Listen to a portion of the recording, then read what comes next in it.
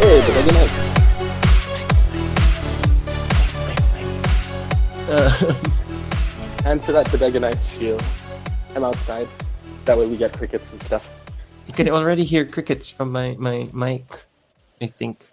So we have I crickets coming from. We have crickets coming from from all both of us. directions. Yeah, Nice. and occasional airplanes. Oh, I'm Joao. My name is AG. Oh my god, I've never been in Bodega Nights in a long time. Yeah. I think I said that the last time I was in Bodega Nights. It's gonna be my thing. Like every time. Oh, I haven't been in Bodega Nights in a long time. Even though Either like, way. even if you're on Bodega Nights, every single time we release a Bodega Nights, like, I haven't been on Bodega Nights in a long time. That was a week ago. So, yeah. is art an acquired taste? Oh, we're gonna go there. Well, that's not. I've been trying to write about my application all day, justifying that I can be possibly accepted to it. Like, I'm pretty sure I'm against people with PhDs and MFAs in photography. Like, my only plus is that I'm from the Philippines, and I need this more than other people. Like, we don't get education like that here, or experiences like that here. So, pretty please, like, that's pretty much the gist of my application. Well, here's to hoping. You're still hoping. So we're not gonna talk about. Ah, Jesus Christ. Okay. Well, no, Okay. because like No. there were a couple of like really tough questions that have been kind of bugging me the past like week or two. One of them Let was me that. go. Something classic Zhao way of just manipulating the conversation towards the point. There was the there was something that was written on the bathroom in school, like graffiti or whatever. It Mm-hmm. was what if the cure for cancer is trapped inside the head of somebody that can't afford an education? Mm-hmm. And the first thing that popped into my head when I saw that was evaluate the statement using the theories of knowledge we learned over the past semester and explain with philosophical depth and rigor. And Rigor. Oh, that classic line that strikes fear into the hearts of the philosophically inept. Or people that just didn't study for Eric's class. Again, philosophically inept. Because if you studied for his class, you will have an idea. Yeah, dude, so that question was kind of bugging me for, the past week. What if the cure for cancer is trapped inside the head of somebody that can't afford an education? But that assumes that the cure for cancer or intelligence, knowledge for that matter, is held or is acquired when you are born, Yeah. not through education, hard work, and other sociopolitical circumstances that will allow a person to have the opportunities to solve cancer. Yeah, so that's the thing that was like, so this is very Socratic. Like there's a very Socratic assumption here that everybody has the answer. It's just that somebody has to ask the right questions. Um, but then if you go down that path, then yeah, if you go down that path, the problem is that everybody has somewhere in their heads the cure for cancer. Then the thing is, Indeed. then there's that other thing about it about sort of all knowledge being a priori or a priori, and it's just a matter of drawing it out, and each person has like a different set of possible knowledge from, like you said, the moment they're born, Mhm. which is also really problematic in its sort of deterministic outlook on humanity. But then Yeah. the flip side of that is um, that if you can't afford an education, sucks to be you. which doesn't sit well with me either.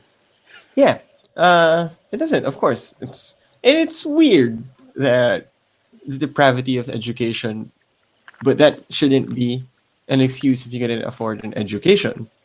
Like, I'm not gonna do anything because I can't afford education. That shouldn't be the case, especially these days with the collective intelligence of the human beings are what do you call this? A phone away, like a few touches away.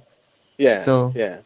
I guess my point is, I think it's too extreme to assume that cancer can only be solved by making more human beings and making sure each human being is educated.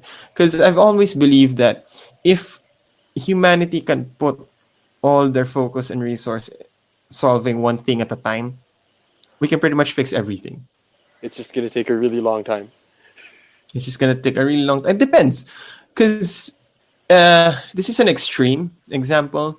Say we remove or we convert all the expenses in not being trying to political here. Say all the military expenses of everyone on planet Earth, including terrorists, including bandits and thieves and whatever, all that budget and that money, and let's use that as funding as research for cancer.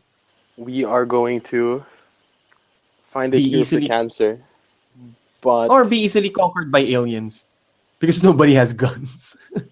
well, yeah, but so Yeah, so we find a cure for cancer, but everything else necessarily suffers. no, that's why And you have to once we find a prioritize. cure, and once we find a cure for cancer, that's when we start dealing with the urban decay. Like that's when we like decide to start cleaning our windows and like making sure that the roads don't have potholes in them anymore. No, not. I mean, that's why it's just the military expenses, and that's always the tricky thing, and that's why when I was in college, like that's why I considered political economy as my like if IMC didn't pan out or humanities didn't pan out, I'd go with Paul Eco. Huh. Yeah. Then what? No, I was just it's there's actually like a scientific term, I think. I think they're called wicked problems. Like these really big problems that don't really have a clear-cut solution, that have all sorts of, using a term from Linux, dependencies. You Yeah, know, like the actual this term one. is wicked problems, which is funny since What my brother is here from Boston. But problems? wicked, that's a Uh, wicked problem. my problem. No, it's not a problem. My thing with it is that big problems will often require somebody to do like not a drastic decision, a hard decision. My favorite example is Thatcher.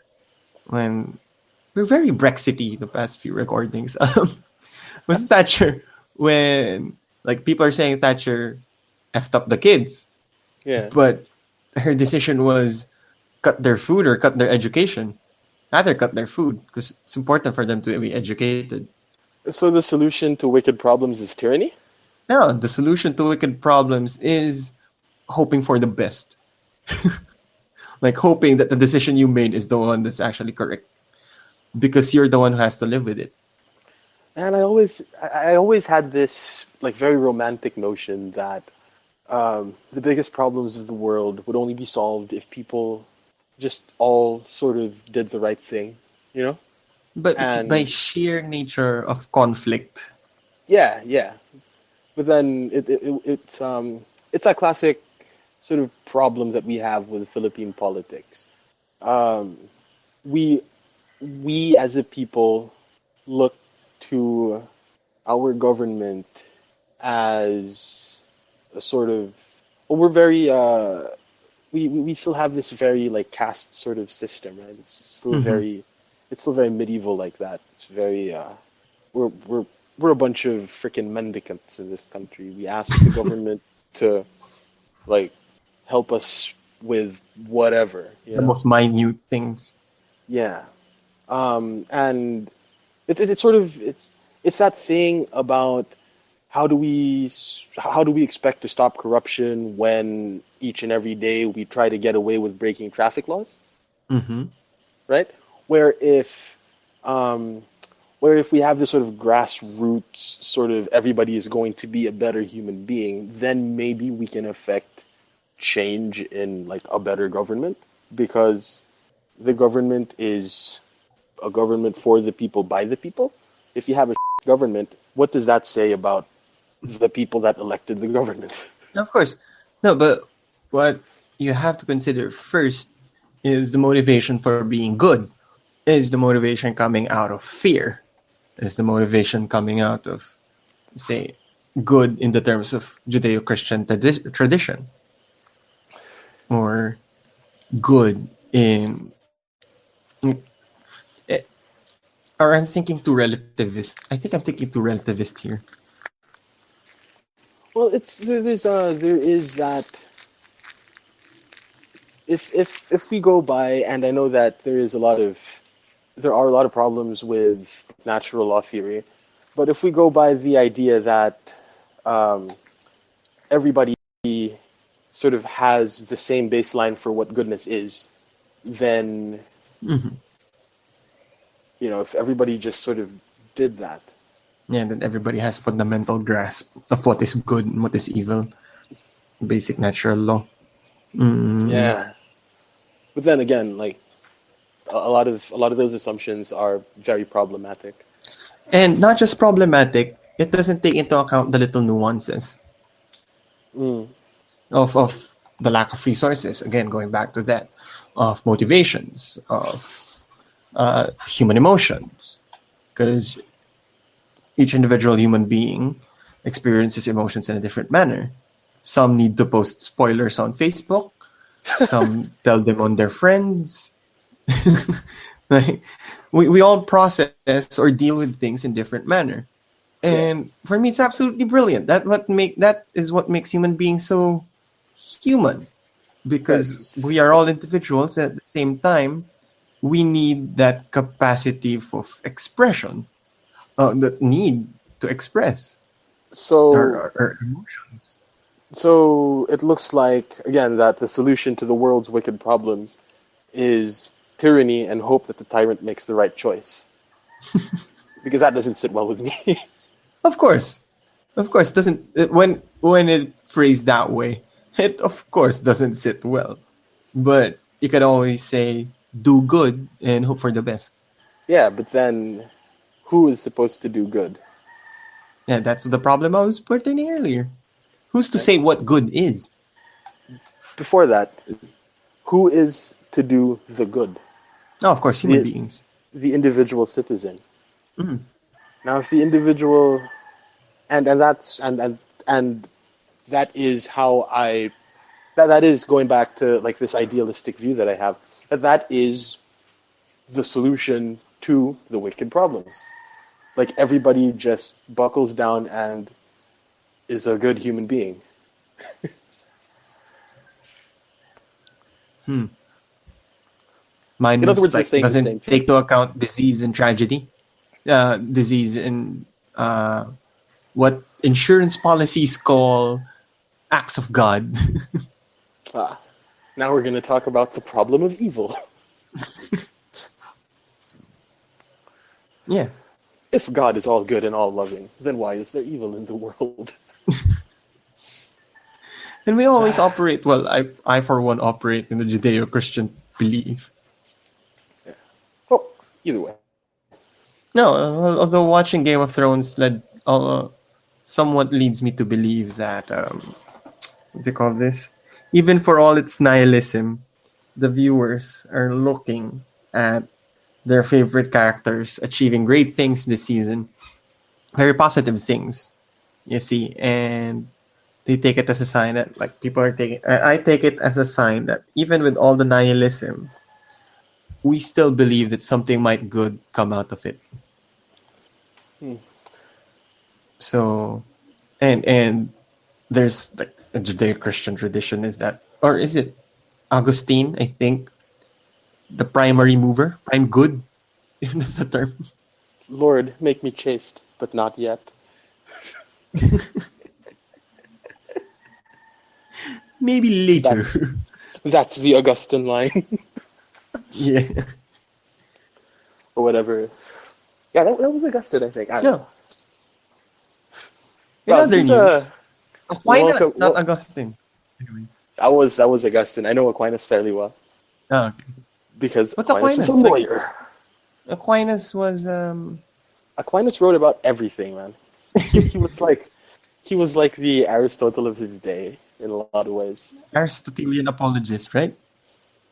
Yeah, he had a lot of Aristotelian like elements in his philosophy, but he was Aristotelian in the sense that he wrote a lot about everything. Oh. So, like natural law theory comes from Aquinas, right? Law is an ordinance of reason for the common good promulgated by competent authority.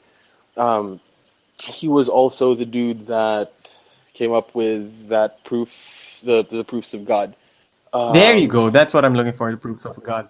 but then there was also, but then he also like wrote extensively about. Uh, I already mentioned he wrote a lot about like the law. So yeah, he was a dude that wrote a lot about a lot. In the same way that Aristotle was a dude that wrote a lot about a lot. Right? Like you look at the work of Aristotle, it's like, huh, metaphysics, and then you have his views on art. Like, okay. That's a lot. Then you have his views on the natural sciences. So like, you know, They were really writing their lives off, right? They were writing a lot. yeah, Because what yeah, is there because to do? You didn't have Netflix that, or Steam sales. They do have Steam. a lot of it had to do with I would think that a lot of it had to do with say like the brilliance of guys like Da Vinci, for example, who was another dude that wrote a lot about everything. Um, Likes to paint. yeah, and invent helicopters apparently. Um, and there's that weird cannon that he invented. Uh, like a lot of it, I would think also had to do with um, how limited or how much discovery there was left to do that a single person could discover. Get you get what I mean? Like you see, so going to like say like a Newton, right? You come up with freaking calculus that can be done by like one dude, but good luck having one dude come up with the Higgs boson particle. You know? Uh, the thing is, as more discoveries happen, newer things will occur or will be recognized by Yeah, humanity. yeah, but like I think um, that a lot of the older like discoveries and stuff are things that could have been done by one person, whereas now you kind of need entire teams to come up Oh with any yeah. sort of meaningful scientific discovery, you know? So if you look at like the Nobel Prizes and stuff, like lately they've all been teams of people that did stuff. Whereas back in the day, you could sort of do one thing. Or you could sort of discover one thing while doing a lot of other things because there isn't as much to study. If you I get what don't I mean. think I don't think it's not much to study. I think now it's because a lot of people are intelligent. So you So give it to a group and you pool your intelligence together to discover it faster and better. hmm, Because I'm looking at it at this way. Before, all the resources, the libraries, the education, they only have access of that in Europe. Now, a developed country has its own university. It has its own center of knowledge. wait, so uh, mean educated because um, I don't think that Oh intelligence yeah, fine. and Educated, education are corollary to each other. yeah Yeah, educated.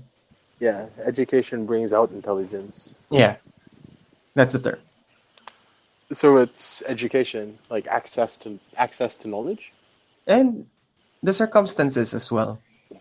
They are an environment that fosters those types of things. Uh, they have patrons. Some of the thinkers that we've said earlier, who wrote a lot Speaking of of things, speaking of patrons, head over to patreon.com/channel14.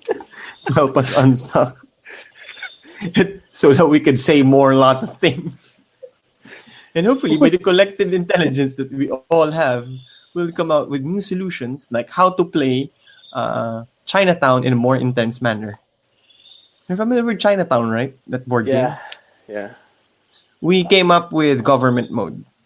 Okay, go on. So we add here's how government mode happens. Because Chinatown is ideally an odd, even number of players always. Like minimum of 3, then 4, 5, 6, but 3, 4. I think up to 6 players maximum, 5 players maximum. But it's Okay. better if it's just if you team up with another person, make a corporation, and then there's the government. The role of the government is they're the ones who distribute the land, and they're the ones who distribute the land and allocate the business. It's very socialist actually, but it ends up becoming capitalist anyway. So every turn, the government sets a price for the business that they sold to you for free. Like you could sell it back to the government at this price. Okay. Then every turn it increases. Like the first 2 turns, it's 10,000. Third turn, 20,000. Fourth turn, 20,000. Fifth turn, it's 30. And at the last turn, the government won't buy anymore. Mm. And here's the thing. The land allocated to you, since there's a discard pile, right? You can give it back to the government, and the government will open the land for bidding. Huh. Now you see how it plays in the entire dynamic of Chinatown. That just sort of screws everything up, dude. It doesn't screw everything up. It makes it a lot more intense. Screw the government. We No, don't I mean, need this intensity. what happened was one round became 3 hours. But we were all enjoying our collective wits off. Because we were all negotiating, wheeling and dealing. And now you have to deal with the government. You know who the government was? John? Yes. Well, if John was the government, he should have just like done nothing, being the No, it gun-toting wasn't doing libertarian that he anything. wants to be. That's the thing about it. It wasn't doing anything. So you were like, what? But should we take the risk? Shouldn't we? And what we did was it was not loud bidding. It was silent bids. And the stakes of the wheeling and dealing are higher. So I actually went off my way to we ripped pieces of paper for the silent bids. I used those pieces of paper to draft contracts Mm. to the other players for some of the promises Mm-hmm. and the dealings. That's why it became a 3-hour game. But I had so much freaking fun. Like I'd do it again in a heartbeat. And it's great if there's odd number of players. One would be the government. More of really just a moderator or GM. Right. It's the fun. That's because the normal mode is already conducive to wheeling and dealing, but now you have the element of the government where you can maximize your money more since they buy the businesses and the land. Excuse me, businesses and land that you wouldn't use. It's kind of fun. Yes. So the government gets to exercise the power of Eminent domain. eminent domain, yeah. And you eventually have GOCCs and stuff. That's the next option that we want to add for the government. But let's play test first this mode where government can not really interfere. They're the ones distributing land and business. Because the next mode that Norm was proposing is GOCCs. And then the players can buy the GOCCs. Yeah, so you have a privatization of... Yeah. You have Philippine Airlines, basically. Yeah, because the government has no aim. right? In that scenario, the scenario I was talking about earlier, the government has no aim. But if the government owns its own businesses that it could sell, the aim of the government is for everybody to maximize profit. Right. If it has GOCCs, of course, and then selling it privately. But Oh, to the people that aren't from the Philippines, or the people that don't know, GOCCs are government-owned and controlled corporations. which is probably a joy to hear from libertarians. So, like public utilities and stuff are GOCCs. Yeah. Philippine Airlines at one point had significant government investment in it. That sort of thing. Not familiar with any other GOCCs. Like on top of Padport. mind. Yeah, are gambling. Yeah. Uh, Some of the social security that we have. yeah, pag-ibig. So, They're considered corporations, huh? Oh, because they're technically insurance. yeah, and well, what is a corporation, right? Corporations are Yeah. Entity something something. created by legal fiction. Yeah. They have Legal fiction. shareholders. Sorry, I find it funny that it's called legal fiction. Like, written by George R.R. Martin. Sorry. Oh, legal fiction. My cousin has this book out called Supreme Ambitions, which is about like a lawyer, and it's a piece of fiction.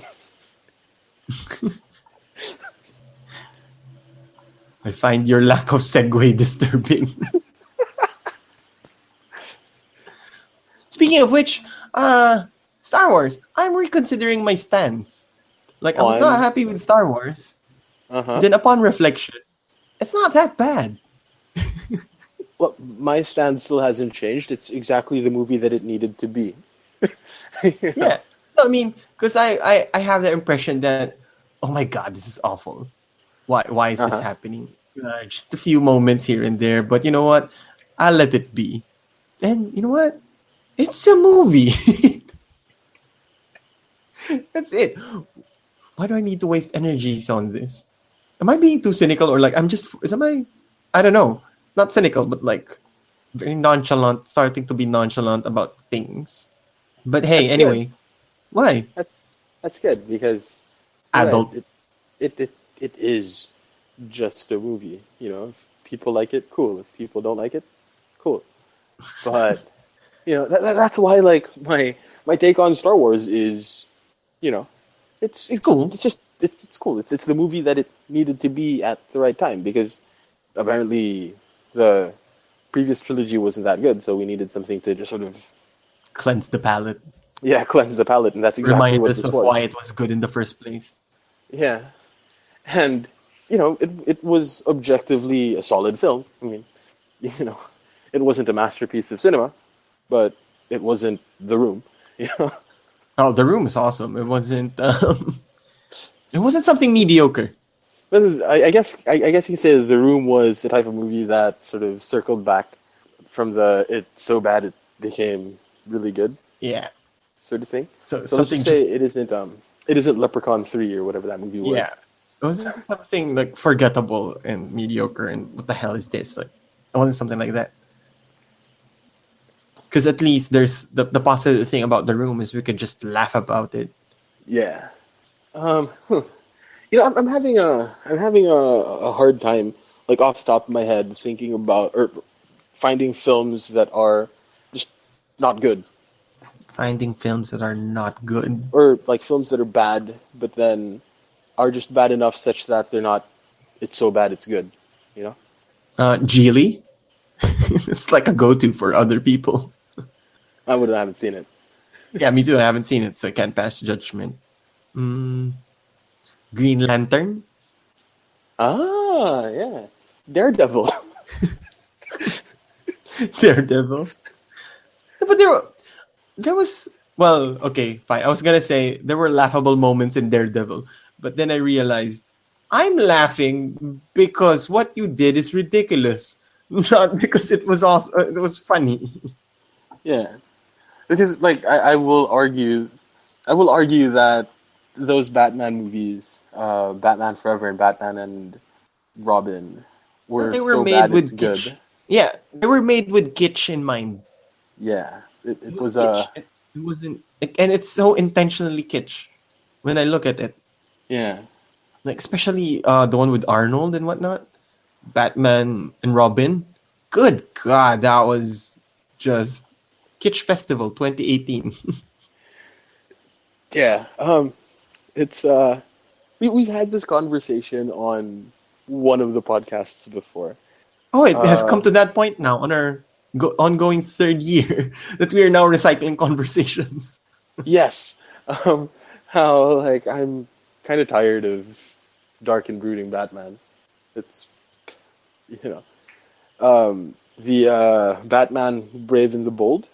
Like a lot of people that are a fan of the Frank Miller conception of Batman really hate that show, Mm-hmm. but Not I because love it. he's smiley and positive. Yeah, and it's really campy. And you have like Aquaman who says stuff like "Oh, amazing" or whatever it was that he says. And, you know, um, and it's a non-dark and brooding take on Batman, and I love it. It was very break the fourth wall. Um, it featured a lot of Batmite. No, same way I love the presentation of Ultimate Spider-Man. Is it where Spider-Man becomes chibi, a chibi Spider-Man? I haven't watched it. Okay, I think Ultimate Spider-Man where he and like other villains become chibi Spider-Man from time to time, like chibi versions of themselves. Yeah. So because it's just a different take. But then, say with Spider-Man, for example, But I'm speaking specifically about Batman here, because with because Spider-Man, he's always kind of been very light. yeah, but the presentation of that did not focus on Peter Parker. Okay. It was just about Spider-Man. But yeah, I've always like it's more extreme with Batman because it's always brr, brr, brr, brr, brr, my parents are dead. Oh my god, I'm gonna be Batman. Brr, responsibility burdens. Brr, brr, brr. So it's kind of unusual to see a laughing Batman. What? I mean, it's burr burr burr. I haven't heard you say that in a while, and it's like you don't care anymore, because there was a time when you had a lot more growliness whenever you went burr burr burr burr, burr. But now you're just like burr burr burr burr. Ain't nobody got time for that. Now I'm gonna change our Telegram chat to brr, brr, brr, brr, brr. Then put some emojis. Yeah, dude, But yeah, Batman what? should be. But yeah, but Batman. Hmm? There. I mean, like Batman should be a little less burr burr burr, and a little more hero, at least in my Yeah, mind. I mean, it's nice to bring back Batman to a notch higher than. I'm not saying ano, the classic Batman of who's this guy Adam is like West. Adam West is ano is lower. It's not a vertical scale. It's a horizontal scale. Like a notch to the right towards less zany but still heroic, but not super burr burr burr. The city and it needs me and I could take it. Yeah, yeah. So like but then at the same time, Scott Snyder's run on Batman was amazing, and that was very Dark Knight. I mean, So we I guess could I'm relying allow on it. yeah, we could allow our comic book characters to take on different identities or to take on different personas. Yeah, I guess that's the I guess that's the bottom line. And That something Stone about Cold didn't say. Sorry. yeah. So I don't know. I guess it's like a mood thing as well, right? Because It Brave is, and the it is, I Bold, guess. Brave and the Bold, I watched at a time that you know it was at one of those existential crisis points in my life Oh yeah, towards the end I of get it. college. Like yeah, No, because for me, you know my existential crisis show what was, right? Scrubs. Yeah, pretty much. For me, Which it side? was for me it was Batman, Brave and the Bold, and MASH. Yeah, MASH, because you watched the crap out of MASH. It was because of MASH. I was like, oh, I gotta learn how to juggle. It's like that one episode where, um, God, it was the episode that had that line about without love, what are we? I think, or there was this one thing about uh, where Hawkeye talks about the value of a human body, like just purely on the minerals and water and stuff that you can Yeah, extract. the water, the minerals, and the like different nutrients. Yeah, and he was like juggling while he was talking about While that. saying that, Yeah, I think it was that episode. He said something really yeah, insightful while because like juggling yeah, he oranges showed it or to me. something. Because the reason he could juggle and talk at the same time was because of the amazing feat that is the human body or something, Yeah, so when or I saw something that, to I was that like, effect. okay, I'm gonna learn how to juggle now.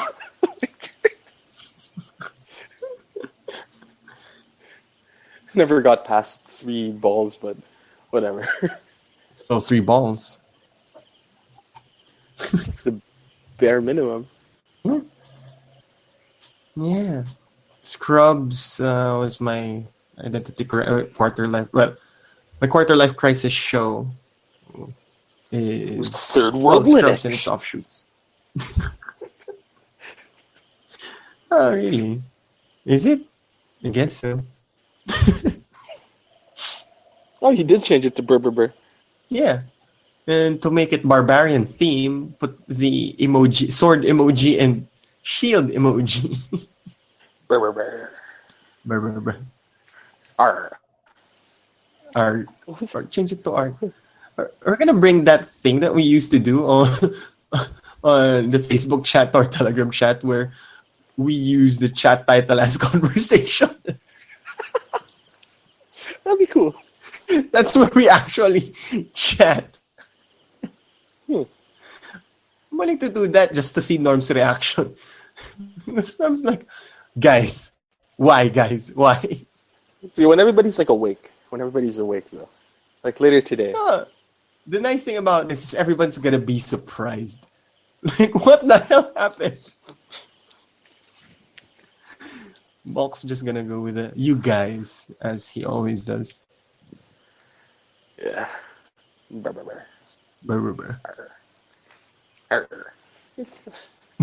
Yung ano, what is a pirate's favorite letter? You're wrong. The pirate's first love is the sea.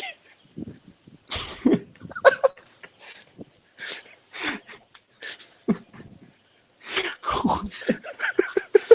Oh, tang na.